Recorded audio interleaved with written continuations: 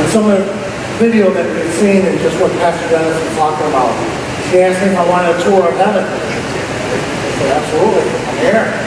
We're at home. So he takes me to the first room, he opens the door. There's a bunch of Mormons in there. And they're praying. And he shuts the door. And we walk further down the hall. He opens another door. And the Muslims are in there. And they're praying. And they're talking. And they're having a good time. And he shuts the door. And he goes down and he's like, now I'm going to have to ask you to be quiet as I open this door. So he opens his door and it's all the Catholics. I look inside and they're praying also, and he shuts the door. So I said, here, why do we have to be quiet? He's like, oh, it's the Catholics. They think they're the only ones here. I am a Catholic. My wife and I do go to St. Jude Parish in Joliet. And I think the message there is, for all my life I've said, it's not necessarily about being any part of the domination. It's about a relationship with Jesus and our Heavenly Father. And once you can understand that, I think my stories are make sense to you. This isn't my story that I'm not telling you. I have to give you some facts about how I got to this point, while really relaying the story that God chose me. And still today I struggle with it. I stand before you as a sinner, and I stand before you as a weak man. The difference between now and 4 years ago is I do it now with Jesus by my side. And it makes all the difference in the world. So, there's a couple of messages I want to deliver today. Number one message is this. Our Lord, our Heavenly Father said, love is a command. So when we follow it, we're doing God's will, correct? And when we don't, what are we at?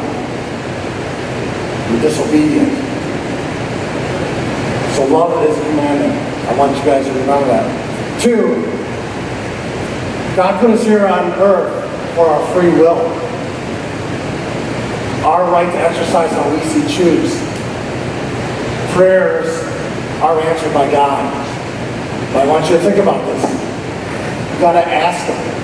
You got to pray to the Lord and you have to ask Him. And this might take you a couple of seconds to digest. I look at prayers this way. Prayers are nothing more than the earth giving heaven the permission to intervene. Let me say that one more time. Prayers are earth's permission. Why does God need permission? Because He gave us free will. So we're asking heaven, we're giving Him permission to intercede in our life. And it's about faith. We don't talk about practicing faith. But until it becomes part of your life, you get rid of some distractions, you're never going to welcome it into your heart. So I'll tell you a real quick story. Anyone here from Texas? All right. But we know how big Texas is, right? And if you ever travel from east to west Texas, you probably know that God took a scooter somewhere along the way, because it's a big state. Well, it happens to be that 2 nuns were traveling down this road, and they happened to be in the garden. And they also worked for a local hospital, but they didn't plan out their mileage very well as far as gas, so they run out of gas. Farmer comes along, he's got a big tank of gas, but he doesn't have a container. So the two nuns say, no, not a problem, we have these bed pans in there. And we can fill up the bed pans, and then we'll fill up the car, but we must appreciate the gas. And the farmer's like, oh, absolutely, whatever works. So at the moment, nuns take the gas and they're pouring it in the car right at the same time the local pastor drives by. And he does a double look. He says, wow, now that's faith. So with that being said, I really wanted to start off. There's your question really came into point because of the 3 answers on which one's most common in all of the books, gospel books. I actually do a talk on the leprosy. Because out of the 10 lepers, there's only 1, and we just hit it this morning. If you remember correctly, Jesus healed all 10 lepers and turned them loose, and only 1 returns. And you remember what the 1 returned to do? To give thanks back to Jesus. And that's the only thing our Lord wants, is for us to recognize, for us to love Him, and for us to be thankful for what He does. So in the book of John, chapter 9, it's a story really about a man that Jesus heals and gets his sight back. But also on a deeper level, it answers a question of why there has to be pain and suffering and sin in this world. And if you look deep, you're trying to answer that question sometimes probably daily when you're hurting inside. And really, if you're trying to answer that question, you got to answer it this way: that sin and suffering is a revelation of God. It's a way for God to reveal Himself to all of us. And I think that's what the Lord did to myself. I struggled after everything I had gone through with the notion that, why me, God? I have sinned so much in my life. I'm not a good person. And yet, it's answered when the disciples asked that same question to Jesus. The disciples said to the Lord, Lord, who sinned, this blind man or his parents, to cause this punishment? And Jesus uses an opportunity to deflect away from the punishment, and He says, neither the person or his parents have sinned. It's so the works of my Heavenly Father can be revealed to you. So, ladies and gentlemen, my brothers and sisters, I stand humbly. My name is Mike Altenhoff. I have grown up in this area. I grew up in Romeoville. I spent 18 years here before I went off to college. Joined the service. We went overseas, and then when we moved back here, we moved back to Romeoville, and now I'm back in Charlotte. So I'm about as local homegrown as I can get. Keep going. So what happened to me? For 47 years of my life, I've enjoyed great fitness. I was actually a police officer here in town for many years. I ran many races, marathons and up to 50-mile races. Probably 5 times in my life, I've been sick with the flu or fever or anything, and includes childhood, chicken pox, mumps. But in August, I was going, since I turned 45, I was going to doctor. When I turned 47, exams went well, blood cultures came back all right, my calcium was a little up, and I had just a small little lump right underneath my armpit. And so I'm getting ready to get down off the table, and I had to ask the doctor, I was like, hey doctor, what do you think of this? And right away, the doctor says, oh, it's lipoma. And what lipoma is, it's a fatty tissue, and normally people get them all the time, especially as you age.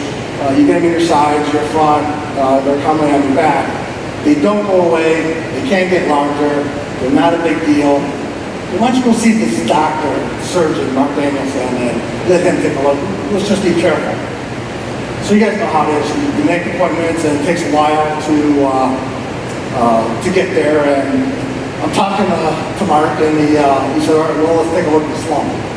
He's like, what size is it on? And I went to take off my shirt. He's like, oh, never mind, I can see it. Gets up 10 seconds, affirms. He's like, it's lipoma. I can tell I'm squiggy. Doesn't hurt, right? No, Doc, it's never hurt at all.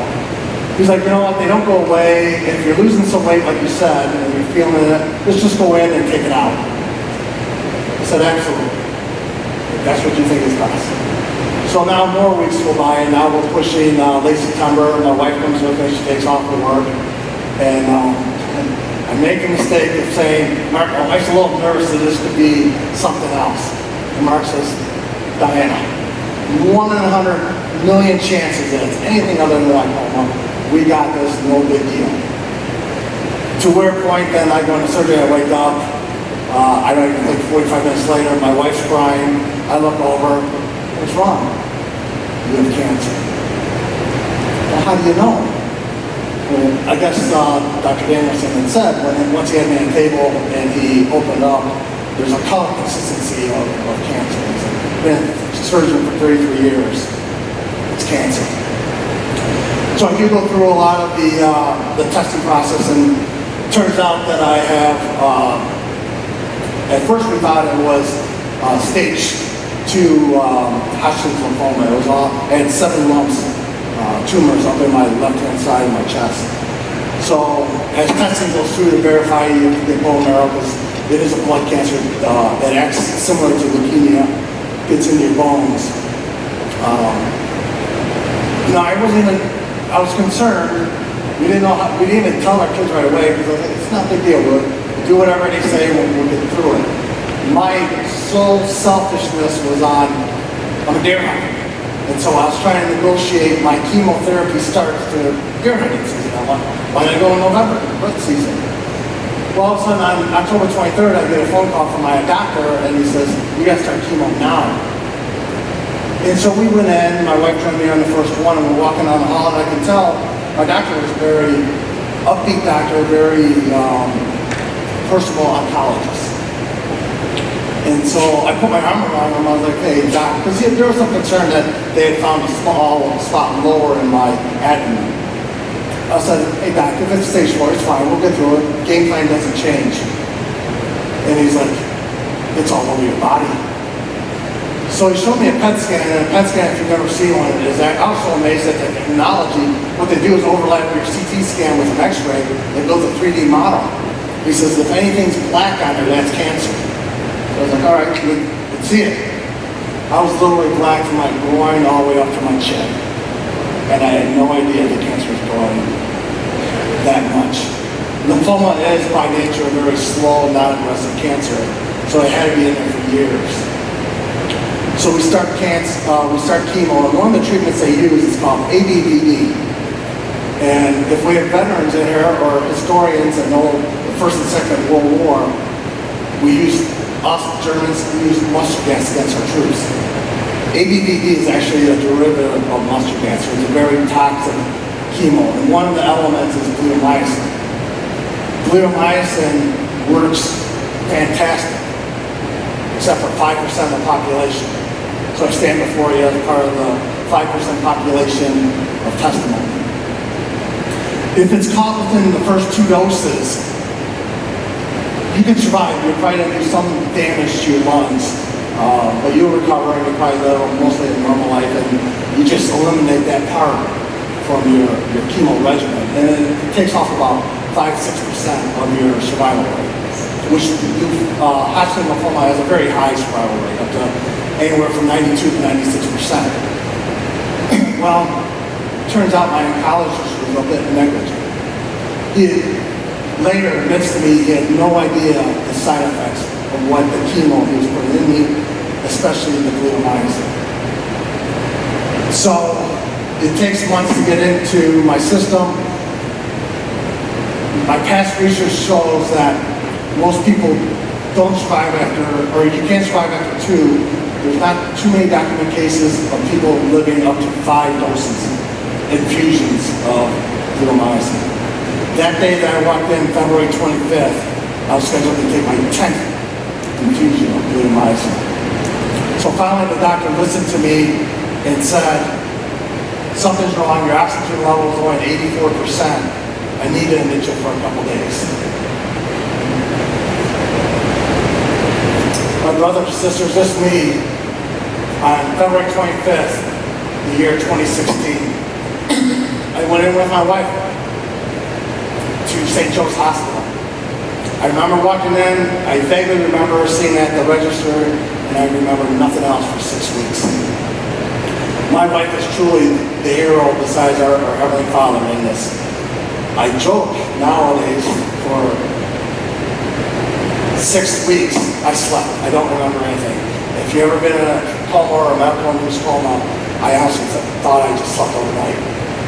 My wife was the one who had to be tormented of getting those late-night phone calls, coming to the hospital in the morning to see if I was alive. And we still had 2 teenage sons at home to take care of.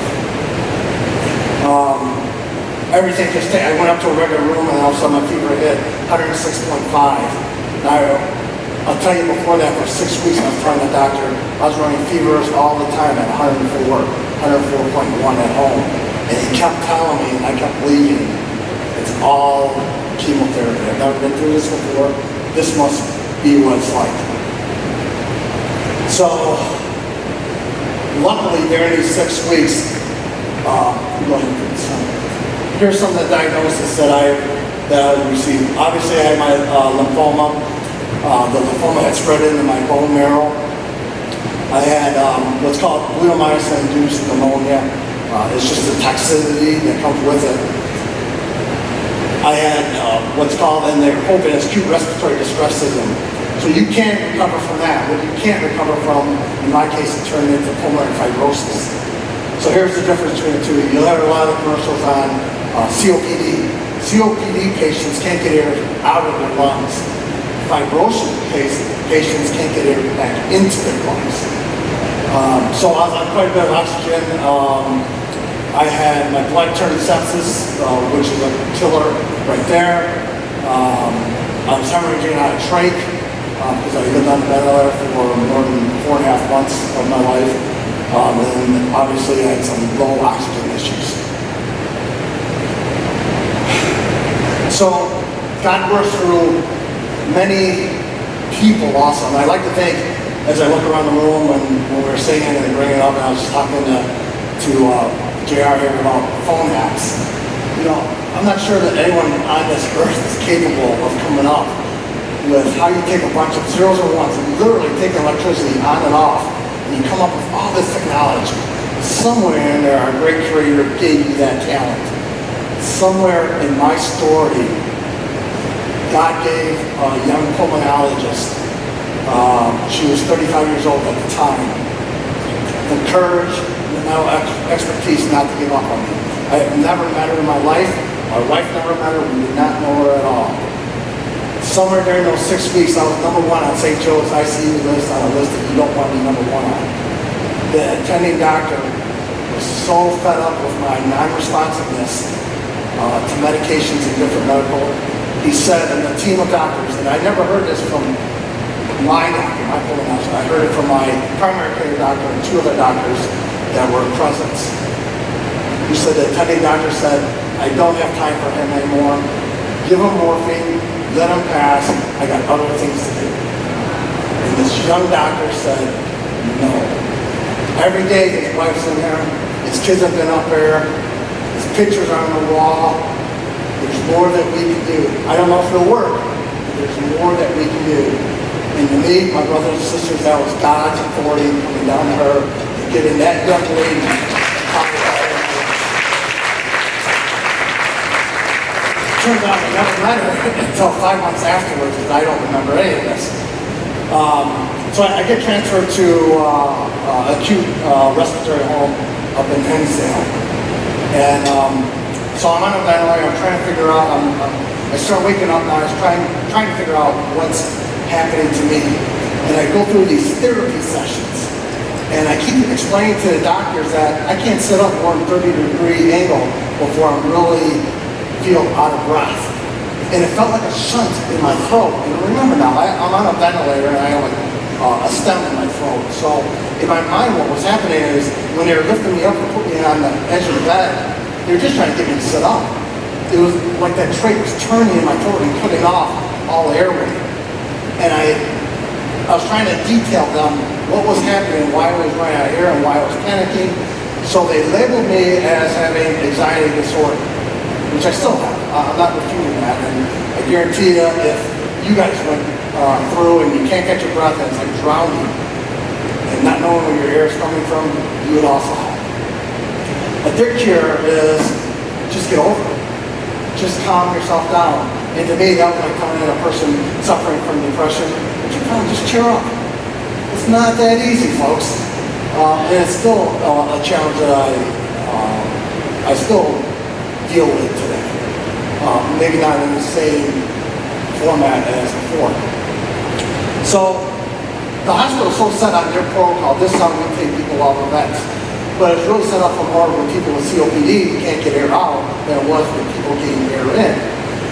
And so, as I'm struggling through this, it's just repeated. And switch slide real quick. You heard a lot about waterboarding after 9/11. We, as a country, participated in it. It's well documented. The whole premise behind waterboarding someone is to lay them flat on their back with their head slightly angled down. I'm going to be graphic here. because this is how I can best tell you how I felt. You put a rag over your mouth, and the rag prevents any water that they're pouring into you from coming back out. So when the water comes in your mouth, it's going down your esophagus, and it's going into your sinus cavities. So you actually get the terror and the fear of actually drowning without having the pleasure of actually drowning and being done with the suffering. And they did this every single day, sometimes twice a day. And I kept telling them, I cannot breathe. And they're like, you can't get out of the hospital unless you're on 4 liters of oxygen or less. By that time, realistically, because by the time I started getting better, I'm at 8. I never recovered, got lower than 8 liters of oxygen. So probably at that time, I'm probably in that 8 to 15 range. I should have been out. They're exercising me, they're trying to exercise me on 4. So now they're really focusing on my wife, Diana. Every day she's coming in and they're telling her, he's anxiety, he has to calm down. He's lazy, he's not determined, he's given up. Well, I start believing it. I start believing it. What's wrong with me? I've never said I can't so much that I did in that 3.5 months. So this picture here, in order for them to get me that picture, the doctor, this is an MD, not a fellow, not a resident, literally came over, lost his way with me, grabbed me out of bed. Now anytime I was over 30 degrees, I couldn't breathe. Got me out of bed, literally threw me in that chair to take that picture to show, see, you can do this. And let me say, there's a lot of profanity that was involved on his part. I couldn't breathe and speak at the same time, quite. But the reception was like, should we call security? And I'm thinking in my head, call it on the doctor. And they're all thinking, here's the bad guy. Can we change? So it wears you down, right? So I'm lying in bed. The wife is traveling an hour in traffic up to Hinsdale and back. We're in Shore at this time. She's trying to take care of my sons. She's trying to take care of herself. She works there at Rutgers School with a third grade teacher. She's trying to help out her teachers. And then she receives these texts from her husband of 26 years at the time. I'm in a bad mental state right now. Probably a good thing I had no mobility. Which I did. The only thing at that point that I could do was move my eyes. There was no way I was getting up. Then I followed it up. I don't remember she answered me at that. It was so hard for me to use the phone. I use my chin a lot to try and move. I don't want this life anymore. I'm alone, uncomfortable, and things weren't supposed to be this way. My brothers and sisters, I was on the verge of suicide. When you say that it is something that is a selfish act, I will tell you from my perspective, I speak for no one else, it was my way of relieving the pain of my wife and my kids. But Heavenly Father said, no. All my life, been in and out of church. I always had a I remember going to church as a young man, staring up the cross and seeing our Lord, what He gave for us, what His Heavenly Father sacrificed for our being. I said, Father, I've said every night for my life to our Father. But now, I'm going to tell you this, and I'll read it for you.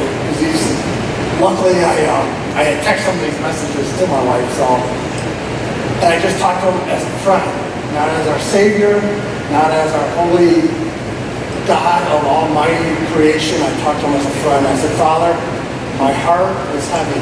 I feel like I have to carry the burden alone. My thoughts are occupied with an impending sense of doom. Words like exhausted, distraught, and overwhelmed seem to describe where I am. I am not sure how to let you carry my heavy load, so please show me how. Take it from me. Let me rest and be refreshed so my heart won't be so heavy in the morning. I went to sleep. The next morning, they came for therapy. I was actually in somewhat of a decent mood. And I always feared Monday mornings because it was more torture. But they got me out of bed, and my wife came up, and I was always trying to impress her. Come up and see me in the morning. Today's the day I'm going to stand. Today's the day I'm going to walk. And she'd come, and it's probably not the right word to say I let her down, but there's probably some disappointment there that, all right, now he's got his mental attitude back where I do this. And physically, I wasn't even capable. I had so much muscle atrophy. But the young intern is working with the PT, and he gets me up and he's bear hugging me. And my thighs burn so much because my muscles aren't used to being elongated. And I'm barely staying up, and now I can't breathe. I'm starting to panic. And then, as God is my witness, kind of pushed me up against the intern, had me in a barrier, and just kind of pushed me up against the a pole there, an electric pole, with all the IVs and stuff. He said, we got to reinflate your head before we get you back, and then you'll get your breath. And the main PT standing on the other side of the bed, he's reinflating the bed, and he looks at me and he's like, Mike, are you okay? And I was smiling. I said, I have this breeze. Well, I look at my door is shut, and I kid you not, I went through about 7 air conditioners in that room. It had to be 50 degrees in that room to let me breathe. But so I look at the air conditioner, I look at the windows, and the windows were closed. The Holy Spirit came over me at that moment. He answered me with my voice. I don't hear voices. A lot of people will ask me, well, what did he sound like? He sounded like me. But the words were spot on. And it was simple. You're doing it right. And I actually took that as, I'm doing it right by praying to Him. Now what I had to do is actually accept. I pray to our Father, right? And how many times do we say in our Father, Thy will be done? Right? Thy will be done. How come I couldn't understand that? Because I'm selfish? Sure. Because I was inward turned? Absolutely. Because I had too much pride? Probably. And I struggled. And you think I learned my lesson. I just had a great experience come over me. And yet, my wife will tell you, every time God started healing me, I go back to my will. I'll be out here on Mother's Day. I already missed your birthday, so Mother's Day I'll be out. Memorial Day means the world to me for as a fellow veteran. I'll be out on Memorial Day. My wife kept telling me, you're not getting better before August or September. Quit doing that.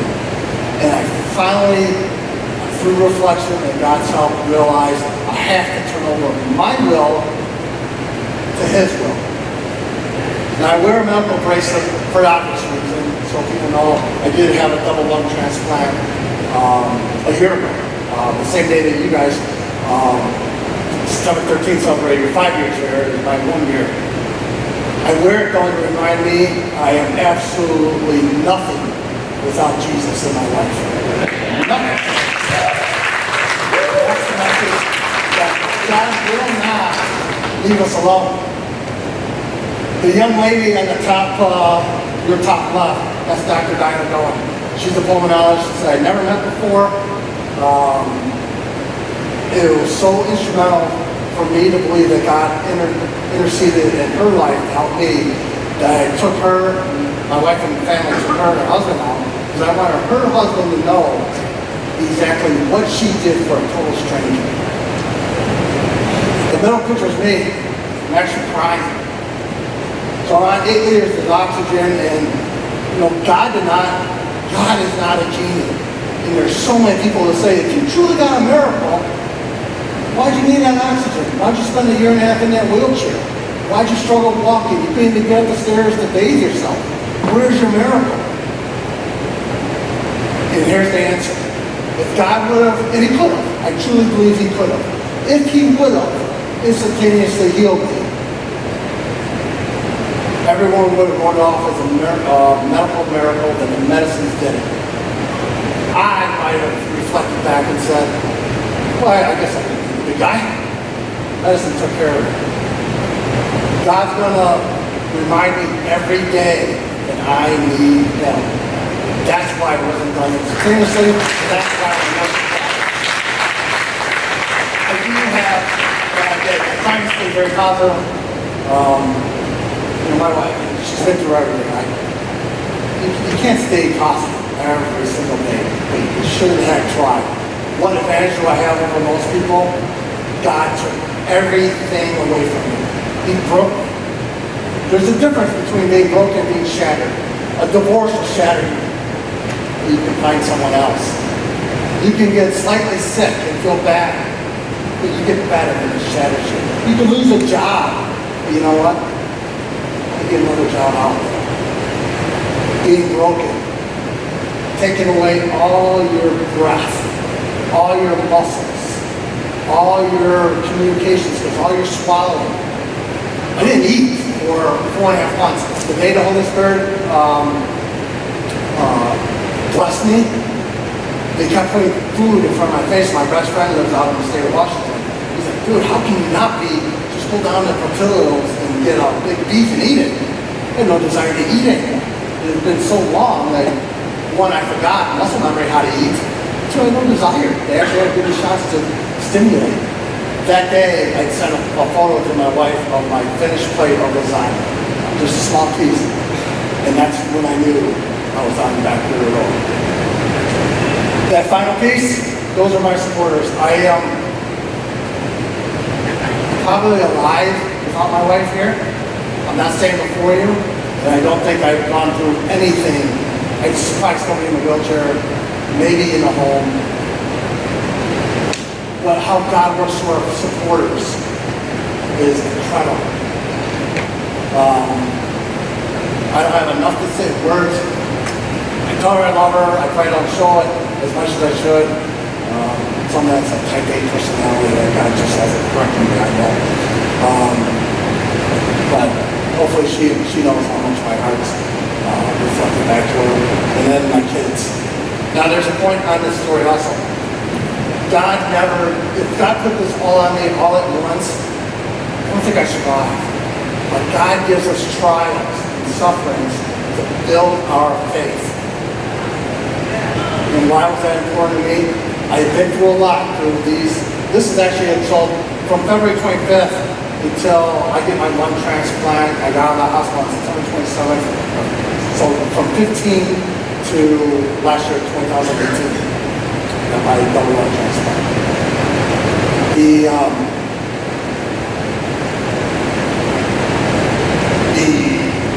Just the building of that when I got out, if I didn't have all this trial and tribulations in 3 months, I buried my son, who was 17, special needs kid, buried my stepbrother, who was probably here, I'm 51, he was 54, 55 years old, and I buried my dad. I was never angry at our Heavenly Father at all. I was grieving, and I still cry. But He's here. It's so much better when you accept Him in your heart. So I think, in closing, I found this poem when the book that's out there. There's some funny stories in there. There's some stuff that you should know as a patient. I'll save it for you. There's a lovely story about talking to your relatives when they're in coma, when you're sleeping, whether they're in medical use.